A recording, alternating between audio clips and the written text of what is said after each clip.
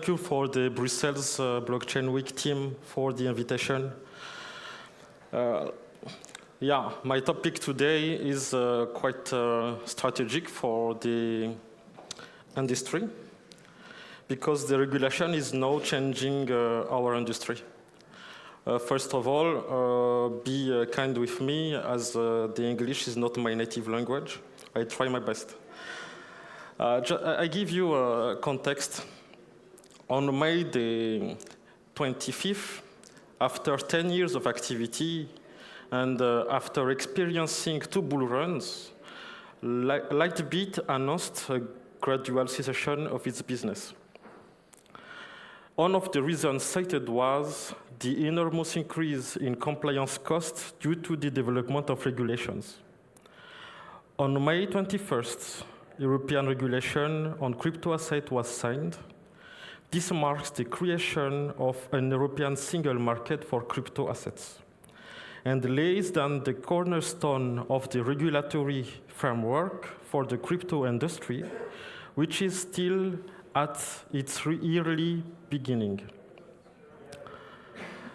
In this context, the topic I wish to share with you today is perfectly relevant: how to successfully transition from the national law to MiCA. The Lightbit case shows us that a poor approach to this transitional period will make regulation a glass ceiling for crypto-native companies. There is no secret. If you were not able to accumulate enough funds during the last bull run, or if you have not raised sufficient funds by November 2021, you will need to do it right now if you want to obtain a MiCA license. Unfortunately, my dear friends, I fear that Lightbit will only be the first in a series of crypto-native companies that will give up. But if you are one of the brave entrepreneurs, I think that's why you are here, and you still want to be part of the crypto industry in 2026, I will share with you what, in my humble opinion, you should not miss during this crucial period. For a practical reason, I choose three axes. The first one is you have to choose your European headquarters country wisely. Second one, you have to build a strong compliance program. The third one is prepare for fierce competition for well-established financial institutions. So, next step. The first step is choose your European headquarter country wisely. There will be 2 situations. I consider 2 situations, 2 kind of project. Either you are already running your business. This is the first situation. The second one is you are at the very beginning of your project.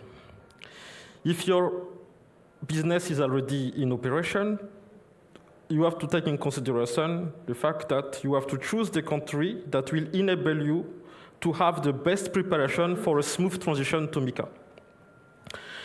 If you are in the second part, and if you are at the very beginning of your project, choose your country considering that this country will allow you to quickly obtain a license and make sure to develop your business as quickly as possible.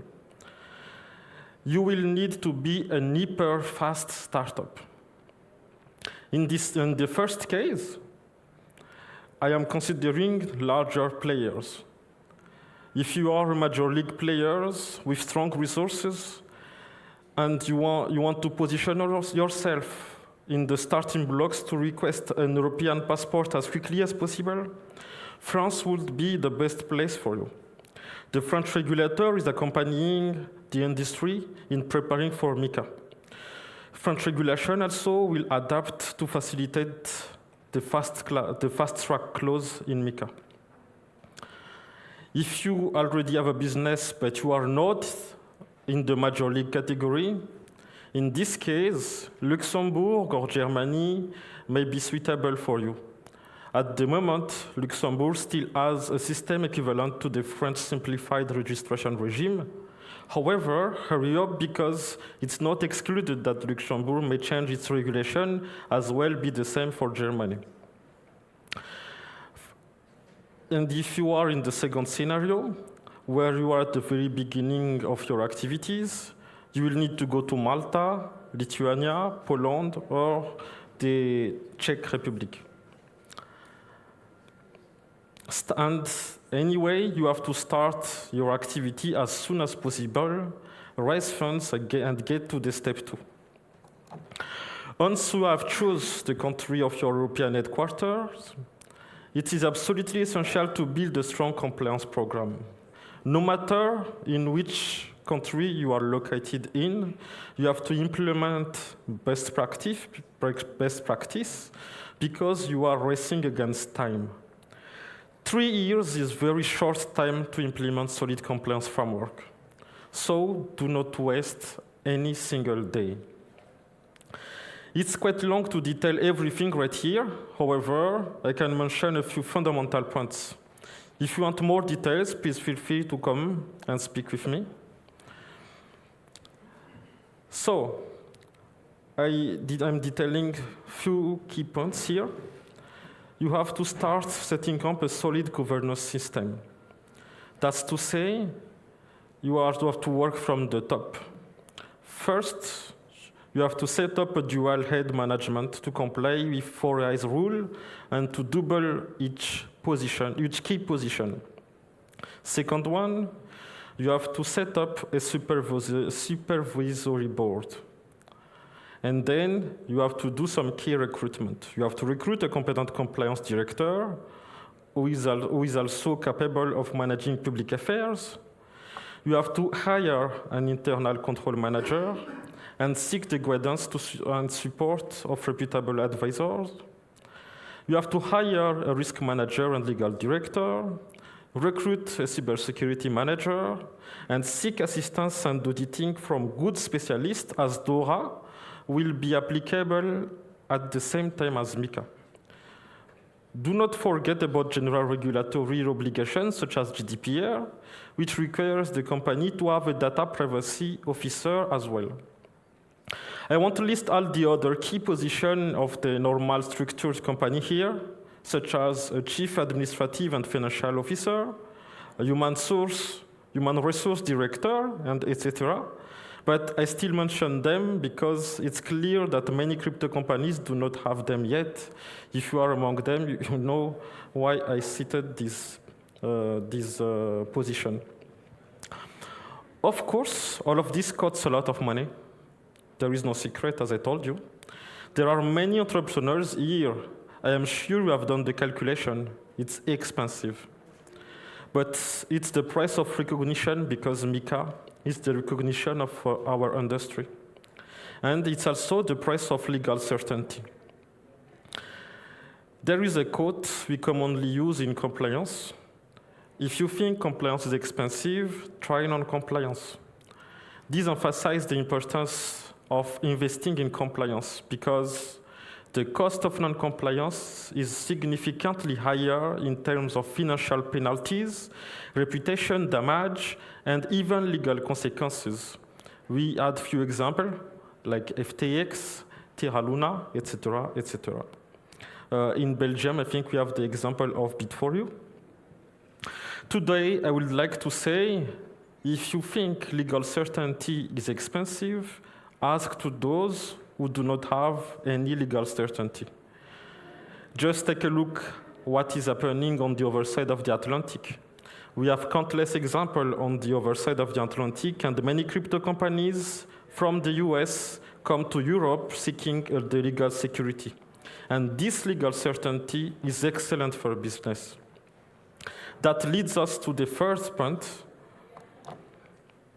The first fundamental point is that you must be aware that banking and financial institutions will also enter the game. They actively participated on the work on MiCA because they are highly interested in our business. They have key advantages as it is written here. They have the fast-track clause of MiCA. They are well prepared because they had MiFID regulation since 2004. They can simply adapt their risk mapping and make adjustments on their framework to include crypto activities and make simple requests for a license extension. So we are running out of time, and I will go directly to my conclusion. There are 4 key points that I written on the slide. Do not forget them. Make sure you can take advantage for the fast-track clause of MiCA. Have an excellent relationship with your regulators. Develop partnership with banks. If large banks do not open their doors for you, consider approaching private banks or independent banks. And for the last but not least, allocate a budget for public affairs to have an effective crypto lobby. If we do so, we will make sure that regulation will not be a glass ceiling for crypto-native companies. Thank you for your attention.